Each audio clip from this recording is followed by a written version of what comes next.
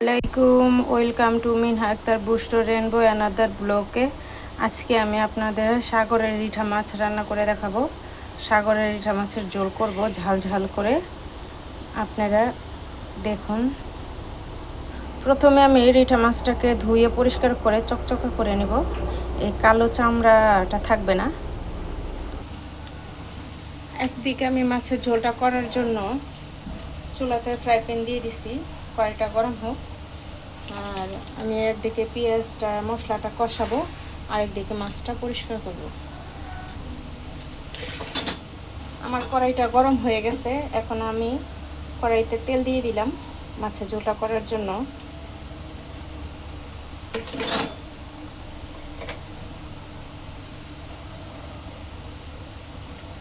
দিয়ে দিলাম পেঁয়াজ কুচি,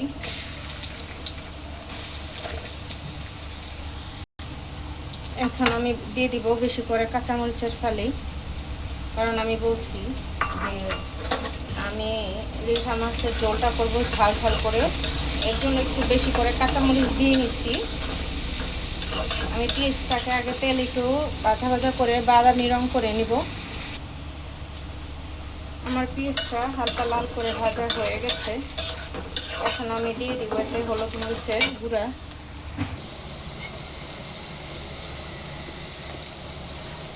1 টেবিল চামচ পরিমাণ হলুদ মরিচের গুঁড়া দিয়ে দিলাম আমি। পেঁয়াজ মরিচের সাথে একটু হলুদ মরিচ গুঁড়াটা একটু ভেজে নিলাম। এখন দিয়ে দিব অল্প পরিমাণে পানি। পেঁয়াজের মশলাটা কষানো হোক। আর এদিকে আমি মাছটা ভালো করে ধুয়ে পরিষ্কার করে নিচ্ছি।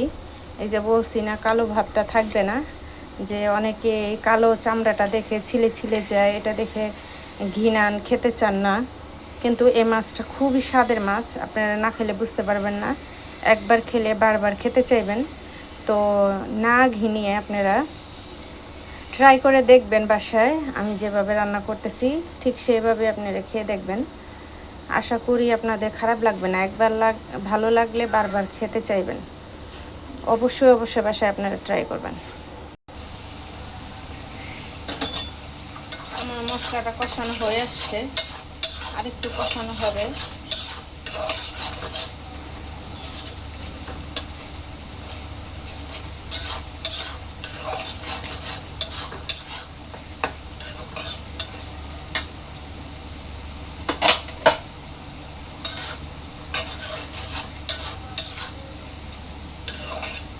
দেখবেন আপনারা যখন কষানো হয়ে যায় তখন উপরে তেলটা চলে আসে মশলার। আমার পেঁয়াজটা কষানো হয়ে গেছে, অল্প হালকা ছিপছিপা আছে পানি, আমি সেটাকে ভালো করে শুকিয়ে নিব যাতে করে পেঁয়াজটা সম্পূর্ণ গলে যায়। আমি একটু লবণ দিয়ে দিব, আমি এখনো কোনো লবণ দিইনি, একটু লবণ দিয়ে দিলাম স্বাদ অনুযায়ী। আপনারা আপনাদের স্বাদ মতো লবণ দিয়ে দিবেন।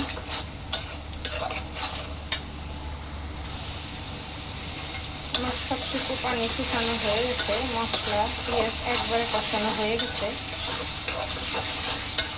এখন আমি পরিষ্কার করে ধুয়ে নেওয়া মাছগুলো দিয়ে দিব।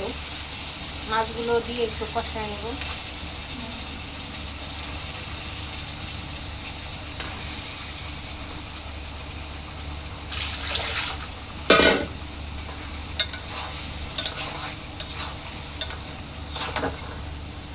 মশলাটা দিয়ে আমি মাছগুলোকে আগে একটু কষায় নিব, তারপরে জল দিয়ে দিব। আগে একটু কষায় নিই। আমার মাছটা কষানো হচ্ছে, একটু নেড়ে দেবো আবার ভালো করে কষানোর জন্য।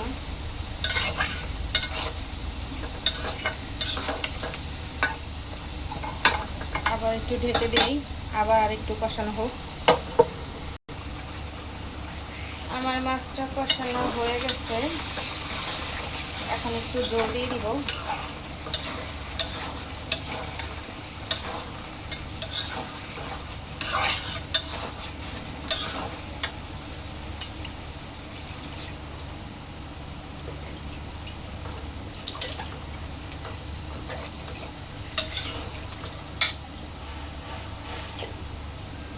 একটু দিয়ে দিলাম পানি।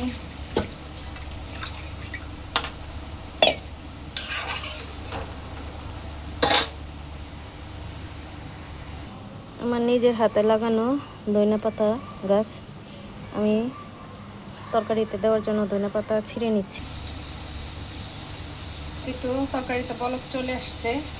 এই যে আমার ক্ষেতের ধনেপাতা, কুচি কুচি ধনেপাতা আমি কুচি করে নিচ্ছি। এখন এটার উপরে দিয়ে দিব। নিজের হাতে লাগানো ধনেপাতা, সার ছাড়া, মেডিসিন ছাড়া। এই ধনেপাতার গ্রানই অন্যরকম। আমার লিঠা মাছের জাল জাল ঝোলটা হয়ে গেছে। যদি আপনাদের ভিডিও দেখে কারো ভালো লাগে, লাইক কমেন্ট শেয়ার করবেন, আমার ভিডিওটা সাবস্ক্রাইব করবেন।